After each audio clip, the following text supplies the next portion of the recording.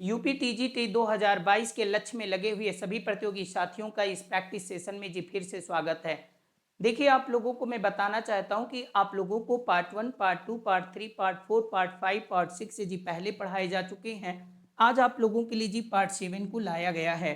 जैसा कि मैं पहले भी आप लोगों को बता चुका हूं कि इनमें जो प्रश्नों का जो लेवल है, प्रश्नों का स्टैंडर्ड है, प्रश्नों का पैटर्न है, वो 2016 यूपीटीजीटी और 2021 को देखते हुए जी रखा गया है, ताकि आप लोगों को आगे चल के जी जो लिटरेरी टर्म्स की मैं बात कर रहा हूं, क्योंकि ये लिटरेरी टर्म्स का सेशन चल रहा है, कि ताकि वहां से जो प्रश्न समझने में आपको जी दिक्कत बिल्कुल ना हो। ठीक है ना?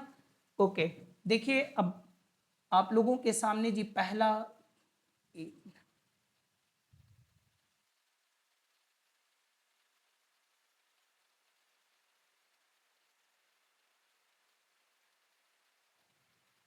क्वेश्चन नंबर फर्स्ट, ध्यान दीजिएगा आप लोग। ओके, देखिए, biographies and essays are the instances of. अब आप बताइए, देखिए इस तरह के प्रश्नों की बनने की परंपरा शुरू हो चुकी है जी, है ना? अब वो ट्रेडिशनल पेपर नहीं बन रहे हैं, ट्रेडिशनल क्वेश्चन नहीं आ रहे हैं कि बिल्कुल सिंपल हो, सरफेस पे हो। यदि वो आ भी जाते हैं जी तो कॉमन हो जाएंगे, वो सबके सही होने हैं। ठीक है? इसलिए ऐसे प्रश्नों पे आप अपनी गिद्ध दृष्टि जी जमा के रखिए। ठीक है? ओके, बताइए, बिल्कुल आसान से अगर आप कॉन्सेप्ट समझ रहे हैं, यदि आप बायोग्राफी को पढ़े हैं, आप एसेज को पढ़े हैं, तो डेफिनेटली आप फट से इसका जवाब दे सकते हैं। ये तो पोइट्री बिल्कुल नहीं होगा, नन ऑफ दीज है नहीं। एक कह रहा है फिक्शनल प्रोज, तो क्या फिक्शनल होता है? देखिए, बायोग्राफी जो होती है वो फैक्ट पर आधारित होती है, और एस्से भी जो होता है वो फैक्ट पर आधारित होता है। मतलब फैक्ट पर जब आधारित है तो दोनों ही क्या है, ये फैक्चुअल है। फैक्चुअल शब्द आप समझ ही रहे होंगे। फैक्चुअल का मतलब होता है जो यथार्थ और वास्तविक चीजों पर आधारित हो, जिनमें कल्पना का कोई नाम ना हो, फिक्शन का कोई नाम ना हो।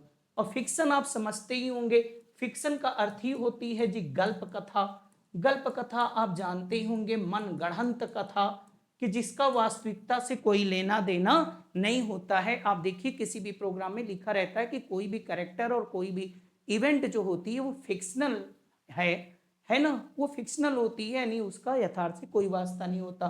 तो बायोग्राफी जी फैक्चुअल होती है, ऐसे भी फैक्चुअल होता है। तो फिक्शनल प्रोज नहीं होते हैं जी ये ना। ओके, ये क्या होते हैं? नॉन फिक्शनल प्रोज होते हैं।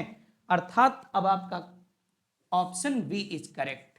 ठीक है? देखिए आप लोग, और आप सभी विद्यार्थियों से, आप सभी प्रतियोगी साथियों से मैं कहना चाहता हूं, यदि आप लोगों को लग रहा है कि नहीं आप लोगों को कुछ मिल रहा है, आप लोगों के लिए लेबर किया जा रहा है, तो आप अपने मित्रों के साथ भी इस छोटे से चैनल को जी, जो शुरुआती अवस्था में है, इसको भी जी प्रमोट करिए, इसको भी अपने मित्रों के पास जी शेयर कीजिए, है ना?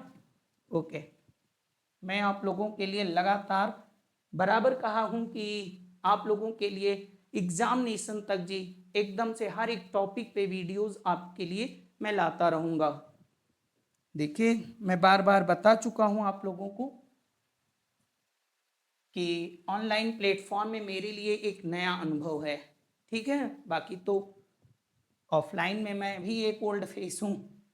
चलिए क्वेश्चन नंबर सेकंड पे आते हैं। एक मिनट,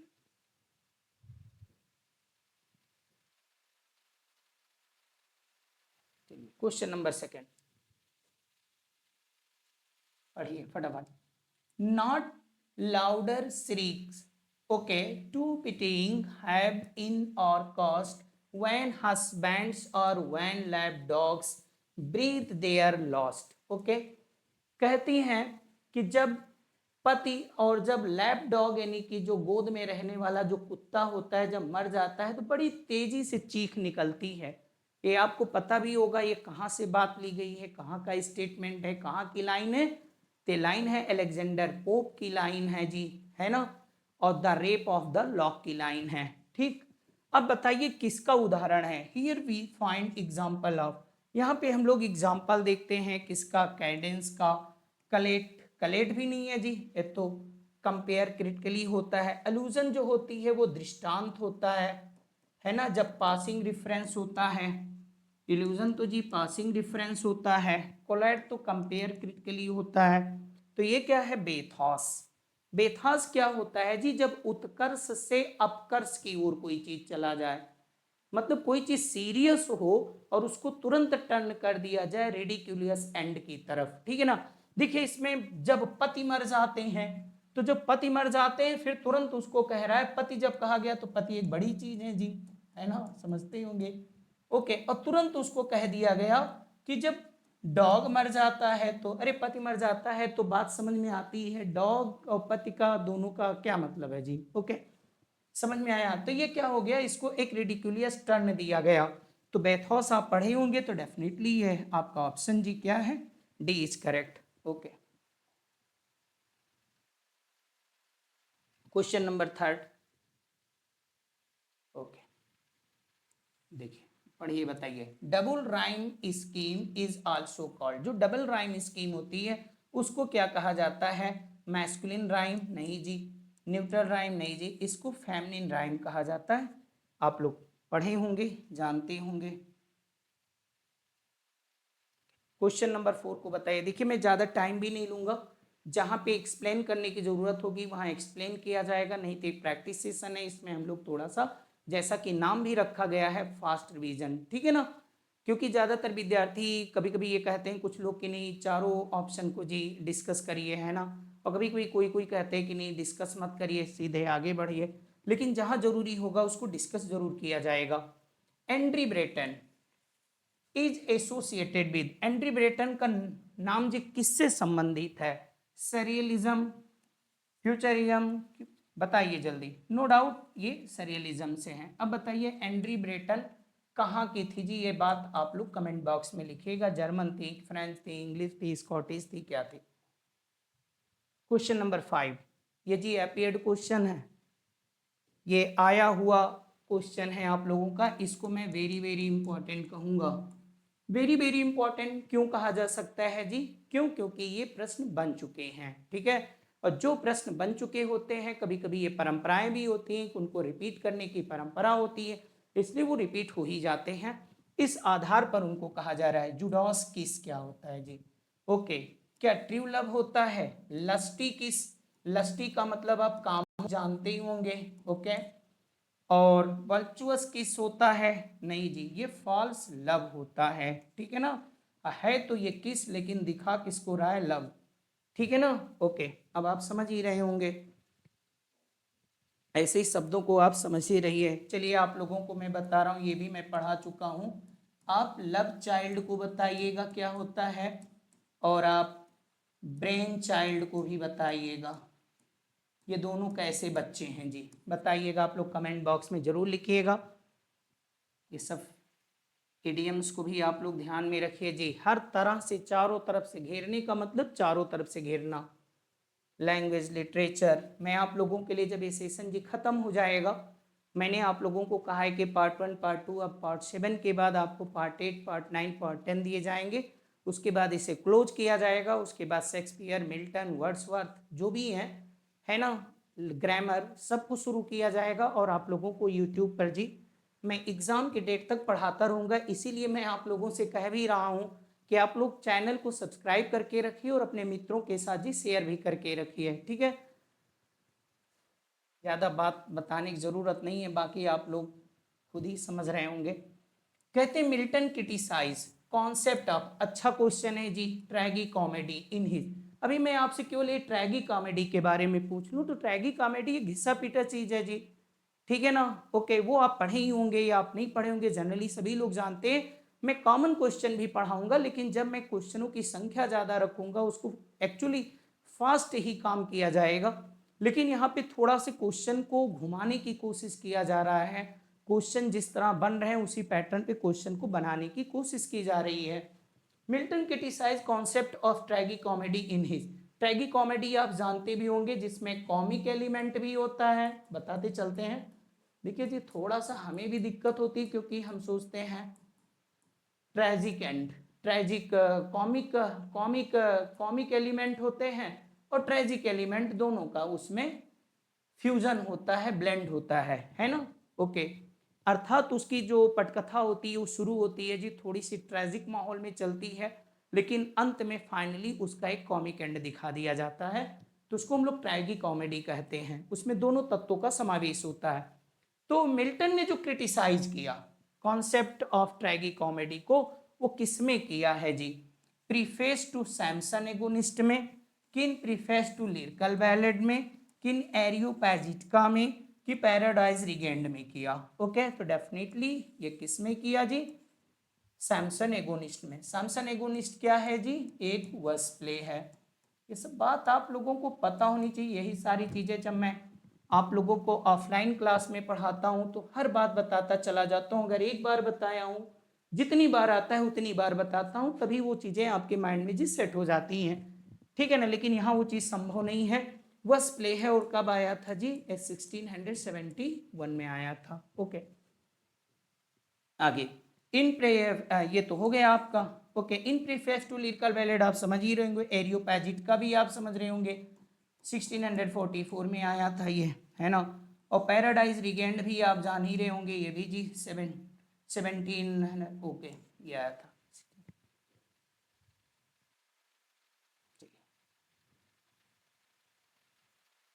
क्वेश्चन नंबर 7 की तरफ आप आते हैं। Who calls tragicomedy one of the most monstrous inventions or that ever entered into a poet's thought। Tragicomedy को किसने जी जो है वो मॉन्स्ट्रस इन्वेंशन कहा? मॉन्स्ट्रस शब्द आपको पता होगा, पहला अर्थ तो इसका होता है जी दैत्याकार, है ना, जो डेविल का हैविंग पर्सनालिटी ऑफ डेविल, जो डेविल की पर्सनालिटी रखता हो। और दूसरी चीज जो होती है इसका अर्थ भी होता है जी मॉन्स्ट्रस। ओके, इसका अर्थ ही होता है अनएक्सेप्टेबल, अनएक्सेप्टेबल एंड शॉकिंग। जो शॉकिंग हो मतलब आपको हैरान परेशान कर दे और आप उसे स्वीकार ना कर पाए, ठीक है ना। शॉकिंग एंड अनएक्सेप्टेबल जो चीज होती है उनको भी मॉन्स्टर्स कहा जाता है, दैत्याकार भी कहा जाता है, ठीक है ना। तो इस सेंस में कहा जा रहा है इसे, ठीक है। तो कहते हैं इन्वेंशन, किसने मॉन्स्ट्रस इन्वेंशन कहा? बस इतनी बात अपने दिमाग में रखिए कि ट्रैगी कॉमेडी को मॉन्स्ट्रस इन्वेंशन किसने कहा जी? बताइए। ऐसे पढ़ने की समझने की थोड़ी कोशिश करिए, किसी भी तरीके से आपको याद होना चाहिए। मिल्टन ने नहीं कहा जी, सिडनी ने भी नहीं कहा, किसने कहा है? एडिसन ने कहा है, ड्राइडन ने भी नहीं कहा, ठीक है। ओके, क्वेश्चन नंबर 8 की तरफ आइए। फटाफट फटाफट करते रहिए, और अगर कोई बात आपको जी बताई जा रही है तो आप उसे सुनते सीखते भी रहिए। ओके, कहते हैं सिलेक्ट द इनकरेक्ट स्टेटमेंट। ठीक है, आप ये कह सकते हैं नहीं सर टीजीटी में इतने लेंथी क्वेश्चन नहीं आएंगे, नहीं आएंगे, बट आप क्वेश्चन से आपका कॉन्सेप्ट क्लियर हो सकता है जी, काफी कॉन्सेप्ट आपके क्लियर हो सकते हैं। इसलिए ऐसे प्रश्नों को जब लाया जाता है आप लोगों के सामने तो आप इसको इग्नोर ना कीजिए, इसको बहुत ही गंभीर होकर देखिए और समझने की कोशिश कीजिए, ठीक है ना। ठीक है, भले ही आप कह सकते हैं नहीं सर इस तरह के क्वेश्चन टीजीटी में नहीं बन सकते, बट इसमें से बहुत सारे ऐसे मैटर है, नॉलेज है कि जो आपकी नॉलेज को बूस्ट कर सकते हैं, आपकी जानकारी को क्लियर कर सकते हैं, और यहां से भी प्रश्न आ सकते हैं और आप गलती करने से जी बच सकते हैं, ठीक है। कहते हैं सिलेक्ट द इनकरेक्ट स्टेटमेंट। पहला स्टेटमेंट आप पढ़िए, university wits were pre Shakespearean dramatist and pamphleteers. Okay, कह रहे हैं कि university wits pre Shakespearean dramatist थे और पैम्फलेटर्स थे, मतलब कि जो यूनिवर्सिटी विट्स थे वो शेक्सपियर के पहले के थे। तो ये सवाल जी कई बार बन चुका है, भले इतना लंबा नहीं बना है सवाल, बस यहाँ से क्वेश्चन बन चुके हैं कि यूनिवर्सिटी विट्स शेक्सपियर के समकालीन थे, उनके कंटेम्प्रेरी थे, उनके पहले के थे, उनके बाद के थे। तो डेफिनेटली आपको जानना है कि यूनिवर्सिटी विट्स जो है वो प्री शेक्सपियरियन थे। यहां से ध्यान दीजिएगा, यहां से अपनी नॉलेज को बूस्ट करिए जी। ओके, दूसरा कह रहे हैं ये भी बात जी सही है। ओके, ये भी बात करेक्ट है, किसके सेंस में? यूनिवर्सिटी विट्स के। दूसरा, the university wits belong to Oxford and Cambridge university, ये भी बात जी सही है, करेक्ट है, किसके सेंस में? यूनिवर्सिटी विट्स के। ओके, कहने का मतलब हुआ कि यूनिवर्सिटी विट्स जो है वो ऑक्सफोर्ड और कैम्ब्रिज दोनों यूनिवर्सिटी से बिलोंग करते थे। ओके, अब इसमें फिर आगे तीसरे में क्या कहा जा रहा है? ऑप्शन सी में Marlowe, Robert Greene and Thomas Nashe were from Cambridge. ये कहाँ के थे जी? कैम्ब्रिज के थे। आप इसको ऐसे कोड भी कर लो, मार्लो का एम ले लो, ग्रीन का जी ले लो, और थॉमस नैश का एन ले लो। इसको करके MGN और यहाँ पे कैम्ब्रिज लिख लो, ठीक है ना, याद रखो MGN कैम्ब्रिज। ओके कैम्ब्रिज, ये बात भी जी सही है। ओके, ये सब पूछे गए हैं, कई बार पूछे गए हैं, इसलिए मैं ऐसे प्रश्नों की डिजाइन कर रहा हूं कि वो नॉलेज आपकी बूस्ट करने वाले हो, अर्थात आपकी जो नॉलेज है वो लगातार जी आपकी बढ़ती जाए, ठीक है। तीसरे स्टेटमेंट, अब आपको 3 तो गलत हो गए, तो अब आप आगे देख ही सकते हैं, यहां देखिए, कहते हैं John lily, Thomas Lodge and George Peele and Thomas kid were from Oxford. ये सब ऑक्सफोर्ड के थे? नहीं जी, ये सब ऑक्सफोर्ड के नहीं थे। इसमें से थॉमस किड का नाम हटा दो, बाकी ये तीनों थॉमस किड नहीं थे जी। थॉमस किड यूनिवर्सिटी विट्स नहीं थे, फिर भी इनको यूनिवर्सिटी विट्स की श्रेणी में रखा गया है, समझ रहे होंगे। अब ऑक्सफोर्ड से कौन बिलोंग करते थे? जॉन लिली बिलोंग करते थे, थॉमस लॉज बिलोंग करते थे, और जॉर्ज पील बिलोंग करते थे, ठीक। बट उसमें थॉमस किड नहीं थे, इसीलिए आपका जो इस क्वेश्चन का सवाल का जवाब है जी, प्रश्न का जवाब है D option is correct. Okay, option D is correct. आगे बढ़ते हैं।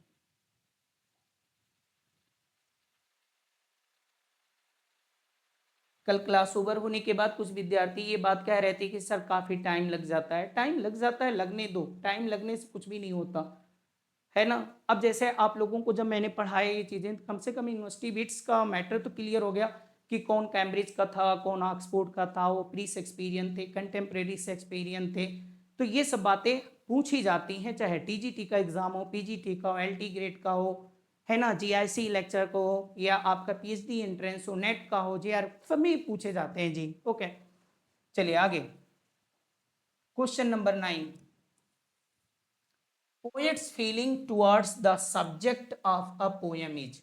ओके, जो कवि की फीलिंग होती है कविता के विषय की तरफ, ओके, उसके विषय की ओर जो उसकी फीलिंग होती है कवि की, उसको क्या जानते हैं? डिक्शन? नहीं जी, डिक्शन तो शब्द चयन है। हिंदी भी बताते जाता हूं आप लोगों को, ताकि आप लोग समझते रहे हर एक चीज को। थीम नहीं होती जी। ओके, थीम तो होगी एक, समझ जाओ, ये भी विषय वस्तु हो गई, ठीक है ना। ओके, इसका मतलब ही होता है टोन होता है। टोन आप जानते ही होंगे जी, लहजा सुने होंगे आप सब ना। ओके, तो एक टोन होती है, किस टोन में उनकी फीलिंग क्या है।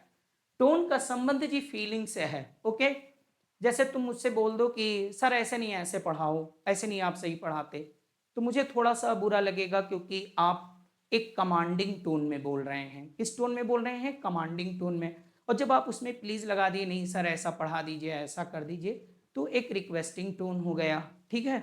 ओके, तो टोन आदमी का बदल जाता है, लहजा।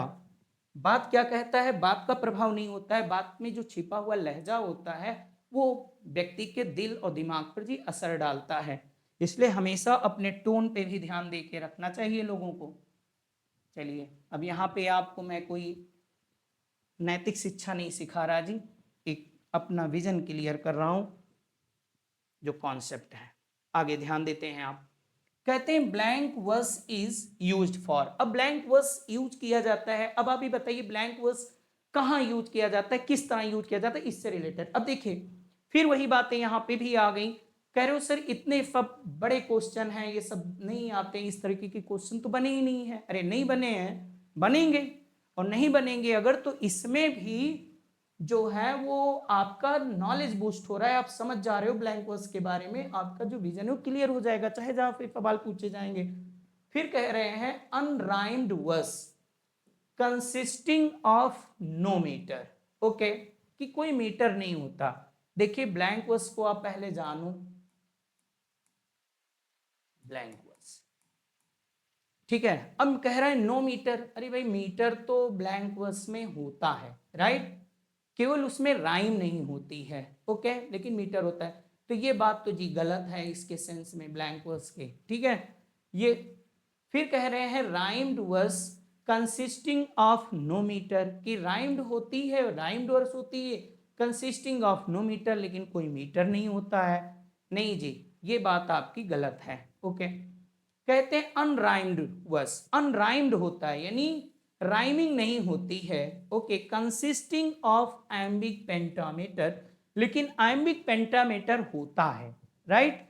अब ये बात जी बिल्कुल सही है ब्लैंक वर्स के सेंस में, ठीक है। ओके, और फिर कह रहे हैं कि rhymed verse consisting of iambic pentameter. Okay, rhymed verse होती है, राइम्ड नहीं होती जी, अनराइम्ड होगा। ओके, तो ऑप्शन आपका क्या है जी, सी है। ब्लैंक वर्स, फ्री वर्स आप जानते होंगे, फ्री वर्स याद रखिए। अब फ्री वर्स का नाम आते ही तो आप बस इतनी बात जानिए, फ्री वर्स का मतलब, फ्री का मतलब एकदम free, no rhyme no metre, no rhyme no metre, free का मतलब एकदम फ्री। दिमाग में बसा लीजिए, कॉन्सेप्ट आपके क्लियर होंगे। ओके, आगे बढ़ते हैं। कैरल क्या है, जल्दी बताइए आप लोग, फटाफट आप लोग अपना जवाब लिखते रहिए जी। कैरल इज, अब कैरल इज क्या होता है, कैरल क्या होता है। ओके, अब आप बताइए, a story celebrating the birth of Christ. देखिए, celebrating the birth of Christ, ये बात तो जी यहां सही है, लेकिन ये जो बात कह दी गई यही बात इसको गलत कर दिया। कैरल स्टोरी नहीं होती है, ओके, गीत होता है, सॉन्ग होता है, पोयम होती है, ठीक है ना। Okay, an evening prayer at church, evening prayer भी नहीं भाई, इवनिंग प्रेयर को आप बताइएगा क्या कहते हैं जी। ओके, आप हमें बताइएगा मैटिन क्या होता है और वेस्पर क्या। जब मैं आप लोगों को जी पढ़ाऊंगा, ठीक है ना, आगे, तो मैं हर एक चीज की चर्चा करता चला जाऊंगा। देखिए यूट्यूब पे पढ़ा रहा हूँ ना, तो यूट्यूब पे क्या होता है कि इसमें हमेशा जल्दबाजी होती है ना, लोग के पास थोड़ा पेशेंस की कमी भी होती है, लोग पेशेंस नहीं रखना चाहते, उनके लिए टाइम हमेशा कम रहता है। आगे ध्यान दीजिएगा, तो आप बताइएगा, अब अगर ये चीज आपको पता चल जाता है तो आपकी नॉलेज बूस्ट हो रहा है, आपको पता चल जा रहा है। और मॉर्निंग प्रेयर एट चर्च, एक मॉर्निंग प्रेयर भी नहीं होता ये, तो क्या होता है, carol is a song celebrating the birth of Christ. Carol एक गीत होता है जो जीसस क्राइस्ट के जन्मदिन को जी सेलिब्रेट करने के लिए गाया जाता है। आप इसको कह सकते हो Christmas song. Okay, Christmas song इसको पूछ सकता है जी। ये 25 दिसंबर को जी गाया जाता है चर्च में, ठीक है, ये सब बात पता करके रखिए।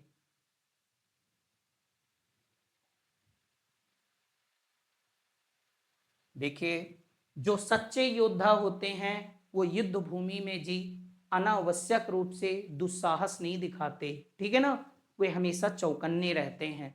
सच्चे योद्धा की एक पहचान भी होती है, वो चौकन्ना रहता है।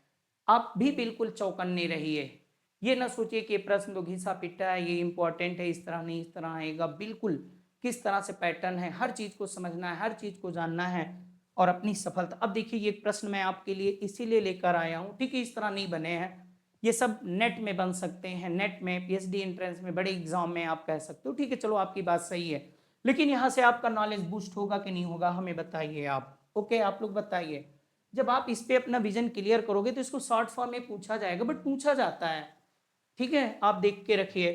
कहते हैं new classical as is between, new classical as इसमें कब से कब तक है जी। देखिए, ये 1603 से 1625 जो है, ये क्या है, जैकोबियन एज है। जैकोबियन एज किससे संबंधित है जी, अपने नॉलेज को बूस्ट करते रहिए, जेम्स फर्स्ट से। 1603 में वो गद्दी पर आसीन हुए, 1625 तक रहे। फिर 1600 जो 25 से 1625 से 1649 तक ये चार्ल्स फर्स्ट जी थे। ओके, और इन्हीं के पीरियड को जी कैरोलाइन होता है, कैरोलाइन एज कहा जाता है, ठीक है ना। ओके, तो आप बताइए 1649 में उनको क्या हो गया, 1649 में उनका एक्सिक्यूशन हो गया, एक्सिक्यूट कर दिए गए। पढ़े होंगे, मिल्टन ने बड़ी प्रशंसा किया था, उसको सपोर्ट भी किया था, और किस वर्क में किया था ये आप कमेंट बॉक्स में लिखिएगा। टेनर ऑफ किंग मजिस्ट्रेट है, एक्संसन एगोनिस्ट है, के एरियोपैजिट का है, किस में किया था बताइएगा आप लोग लिख के, मैं नहीं बताऊंगा। ओके, तो ये हो गया। और 1649 से में और 1660 में, जब 1649 में चार्ल्स फर्स्ट को एग्जीक्यूट कर दिया गया, उनको फांसी दे दी गई है ना, उनको सजा कर दिया गया, उनको मार दिया गया आप कह लो, राइट। और 1649 से 1600, अब जब 1649 में कौन आ गया था, क्रॉमवेल आ गए थे, ओलियर क्रॉमवेल, ओके, पूरा नाम लो भाई, ओलियर क्रॉमवेल आ गए थे। और तो ये 1649 में आसीन हुए और ये 1660 तक रहे, 1660 तक रहे। फिर 1660 में जो है वो कौन आ गया, 1660 में चार्ल्स सेकंड आ गए, है ना। चार्ल्स सेकंड कौन थे, चार्ल्स फर्स्ट के बेटे थे। अब कहां से आ गए, ये फ्रांस से आ गए थे जी। और जब फ्रांस से आ गए तो वहां से अपने साथ कुछ बुराइयां भी ले आए थे, कुछ सोशल, कुछ मॉरल इविल्स भी ले आए थे, है ना। तो आपको पढ़ाएंगे आगे, तो कॉमेडी ऑफ मैनर्स कैसे आया, क्या हुआ, ये सब बात बताई जाएगी आपको। फिर चलिए बात 1660 में, अब 1660 में जब ये रहे थे तो 1660 में क्रॉमवेल जो होते हैं वो इसको कॉमनवेल्थ पीरियड कहा जाता है जी, ये कॉमनवेल्थ हो गया। और 1660 के बाद जो 1798 तक का जी पीरियड है, हम लोग इसको न्यू क्लासिकल एज कहा जाता है। तो न्यू क्लासिकल एज क्यों कहा गया जी, अब आप लोग हमें बताइएगा, ठीक है। ज़्यादा टाइम नहीं लेंगे, क्वेश्चन नंबर 13 की तरफ, क्योंकि सेशन लंबा होता जा रहा है जी। चलिए अब बताइए, क्वेश्चन फिर ले आया मैं, वही सवाल अब आपका, इसको आप क्लीशे टाइप का कह सकते हैं जी। Caroline period is between, Caroline period वही है चार्ल्स फर्स्ट वाला पीरियड जी। चार्ल्स फर्स्ट कब से थे, ओके, 1625 में बैठे थे और 1649 यानी 1649 में इनको एक्सिक्यूट कर दिया गया। तो यही पीरियड जी, इन्हीं को हम लोग कैरोलाइन कहा जाता है। अब कैरोलाइन क्यों कहा जाता है आप लोग बताइएगा, जब चार्ल्स नाम है उनका, तो कैरोलाइन क्यों कहा जाता है जी, ओके, क्योंकि चार्ल्स का जो कैरलस एक शब्द था, ये लैटिन का वर्ड होता है। सब बात जी मैं आप लोगों को बता चुका हूं अपनी ऑफलाइन क्लास में, ये सब आप लोगों को एकदम से क्लियर रहना चाहिए, ठीक है ना। जो लोग यहाँ पढ़ चुके मैं उनकी बात कर रहा हूँ जी, ठीक है ना, उन्हीं से कैरोलाइन हुआ, ओके। तब ये कौन सा है जी, ये है आपका,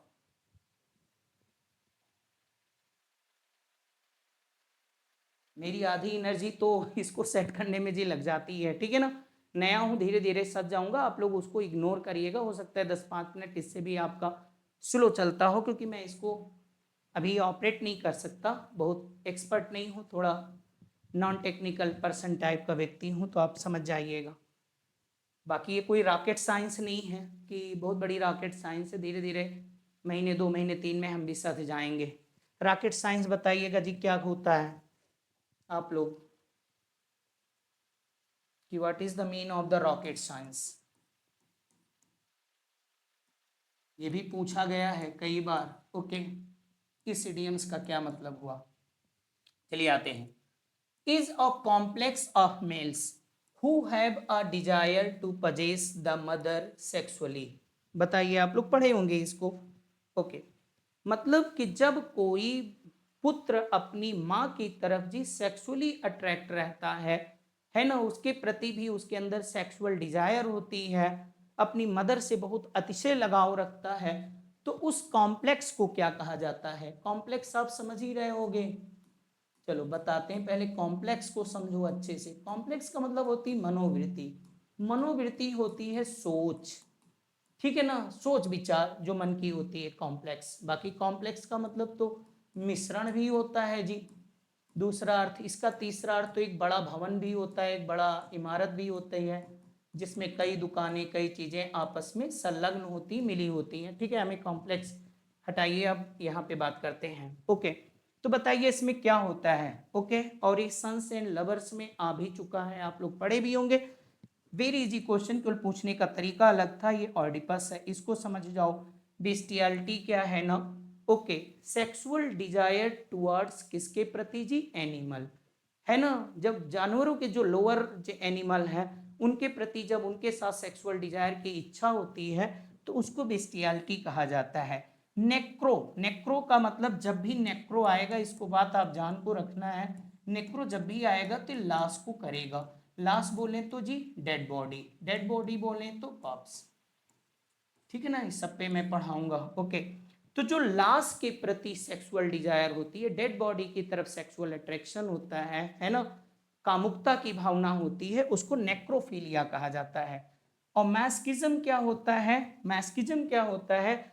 इसका मतलब ही होता है एक ये भी मनोवृत्ति होती है जिसमें व्यक्ति को पीड़ा में ही आनंद की अनुभूति होती है। जब उसे पनिश किया जाता है, मारा जाता है, पीटा जाता है, उसके साथ उसको टॉर्चर किया जाता है, तब उसको आनंद आता है ना, तभी वो ठीक ठाक काम करता है। ये अजीब मनोवृत्ति है, ये मैस्किज्म है, पढ़िएगा आप लोग, ठीक है। और ये ऑडिपस हो गया, ठीक है ना। अब एक शब्द आप हमें बताइएगा, सैडिज्म क्या है? ये भी एक आपका लिटरेरी ही है, इसको मैं नहीं बताऊंगा, आप लोग बताइएगा। क्वेश्चन नंबर 15 की तरफ देखिए, आपके नॉलेज को मैं कंटिन्यू बूस्ट करने की कोशिश कर रहा हूं ताकि आप लोग अच्छा कर सकें एग्जाम में। Chronicle which deals with events year after year और ऑफन कॉल्ड, ओके, क्रॉनिकल्स जो विवरण दिए जाते हैं, जीवन के विवरण होते हैं कि व्यक्ति यहाँ पैदा हुआ, ये किया, वो किया, यहाँ राजा बना, इसका ये विवाह हुआ, इस राज्य को हड़प लिया, इसको कर दिया, ये सब क्या है जी बताइए। Okay, deal with the events year after event और ऑफर, क्या होता है? Chronicles, corals, annals, periods. तो डेफिनेटली ये क्या है जी? Historical records, okay, historical records. इसी चीज को आप कह सकते हो ऐतिहासिक अभिलेख। जब किसी व्यक्ति का ऐतिहासिक अभिलेख दिया जाए, अब छोटे लोगों का थोड़े बनता है जी एनल्स, ओके, आपने पढ़ा होगा इलजी रिटन इन कंट्री चर्चयार्ड में, कहते हैं ना कि हम लोगों को छोटे गांव के ग्रामीण छोटे लोगों के जीवन वृतांत को घृणा युक्त मुस्कुराहट से नहीं सुनना चाहिए, हमें उनके एनल्स को नहीं सुनना चाहिए, हमें उनके एनल्स को नहीं सुनना चाहिए घृणा युक्त मुस्कुराहट से, ठीक है ना। बड़े लोगों का सुना जाता है। अब पता चला किसी छोटे आदमी की क्या जीवनी लिख दी जाए, बोलो समझ में आया कि नहीं? तो बड़े लोगों का लिखा जाता है। चलिए चलिए, art for art sake is associated with, बताइए आर्ट फॉर आर्ट सेक क्या होता है? पहली बात तो आप ये बताइए कि आर्ट फॉर आर्ट सेक का मतलब क्या होता है। इसका मतलब ये था, मैं आपको ये सब पढ़ाऊंगा, कला कला के लिए, कला कला के लिए का मतलब क्या हुआ कि कला किस लिए होती है? कला मनोरंजन के लिए होती है। तो केवल कला कला के लिए हो और कला केवल मनोरंजन के लिए होना चाहिए। कला का उद्देश्य जो होता है, साहित्य कला का उद्देश्य शिक्षाप्रद नहीं होना चाहिए। किसी को शिक्षा देने के लिए, किसी को नैतिक बनाने के लिए शिक्षा का उद्देश्य नहीं होना चाहिए। शिक्षा के सॉरी जी, कला का उद्देश्य किसी को शिक्षा देने के लिए, किसी को नैतिक बनाने के लिए नहीं होना चाहिए। कला का उद्देश्य सिर्फ मनोरंजन होना चाहिए, कला कला के लिए होती है, ठीक है ना। अब इसका चैंपियन कौन था जी बताइएगा आप लोग, समझ में आया कि कौन इसका प्रबल समर्थक था आर्ट फॉर आर्ट सेक का? ओके, तो कहते हैं art for art sake is associated with the aesthetics, the idealist, the imagist, none of this. Definitely आप ये बात जान लो, इसी से बना है सौंदर्यवादी, क्या? ओके, और इसी से बना है एस्थेटिक्सिज्म, एस्थेटिक्सिज्म, ओके सॉरी। कहते हैं एस्थेटिक्सिज्म का मतलब क्या होता है? सौंदर्यवाद। समझ में आ गया होगा आप लोगों को। चलिए आगे बढ़ते हैं, क्वेश्चन नंबर 17 पे आते हैं। A brief description which appears on the jacket of a book is, पहली बात तो आप जैकेट जानो, जैकेट वाला जैकेट नहीं है जी जो लोग हम लोग जाड़े में पहनते हैं, यहाँ जैकेट की बात नहीं हो रही है। जैकेट क्या है? एक प्रकार का कागज, एक प्रकार का कागज होता है जो किताब के ऊपर जी रिमूवेबल होता है, उसको हटा दिया जाए, उसको लगाया जाता है, ठीक है ना, और उसी पे किताब का नाम और सारी चीजें जी लिखी होती हैं, ठीक है ना। तो ब्लब क्या होता है? ब्लब जो होता है ऐसा कोट लिखा रहता है, शब्द लिखे रहते हैं, एक प्रचारात्मक बात लिखी होती है जिससे लोग जो किताब लेने वाले हों, पढ़ने वाले हो, पाठकगण उनसे इंप्रेस हो सके, ठीक है ना। जैसे किताब है आपकी कोई छपी है, उसके पीछे लिखा हुआ है कि एक कदम सफलता की ओर। अब जब उस पर लिखा हुआ एक कदम सफलता की ओर है ना, या ऐसी दिल को छू लेने वाली किताब, अब ये सब जब लिखा हुआ तो इसी को ब्लब कहा जाता है जी, इसी चीज को इंडोर्समेंट आप कह सकते हैं, एक प्रकार से अनुमोदन होता है उसका, ठीक है।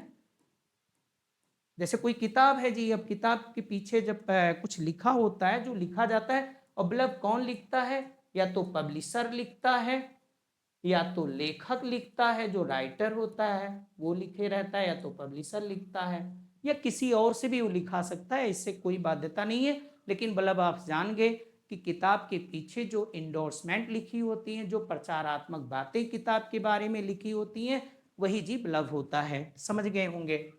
तो कहते हैं कि a brief description which appears on the jacket of a book, जो किताब की जो ब्लब जैकेट पर, जैकेट का मतलब मैंने बता दिया, किताब पे वो पेपर जो ऊपर से लगाया जाता है ना, किताब को सुरक्षा देने के लिए, है ना, तो उसको वो जैकेट पे जो बात लिखी जाती है वो क्या होता है, ब्लब होता है। वेरी इंपॉर्टेंट क्वेश्चन है जी। ओके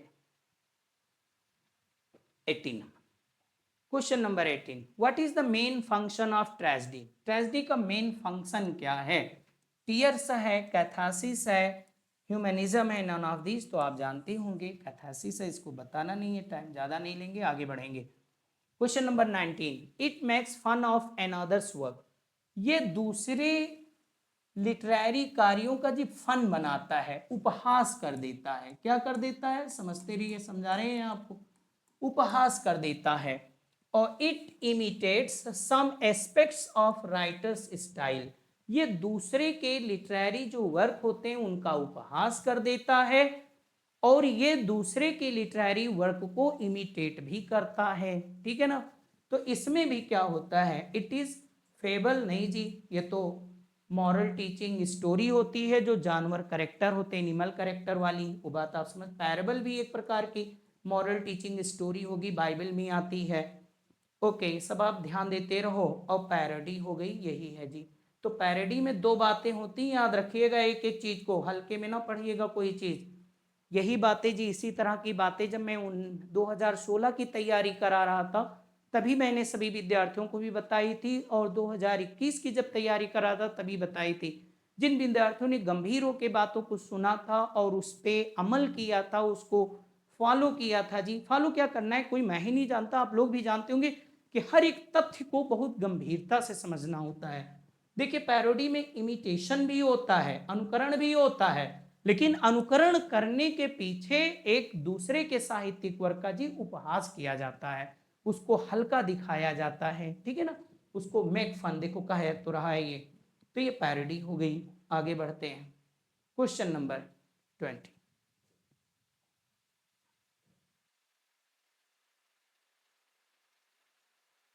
एब्यूजिव और वेनमस लैंग्वेज, जो एब्यूजिव हो, गंदी, मतलब गाली गलौज दूसरे को देने वाली, है ना, दूसरे के बारे में बुरा भला कहने वाली, venomous language use to express blame, जो ब्लेम करने के लिए यूज की जाती हो, सेंसर, सेंसर आप समझ ही रहे होंगे, क्रिटिसाइज, इसी चीज को जी रिप्रूफ भी कहते हैं,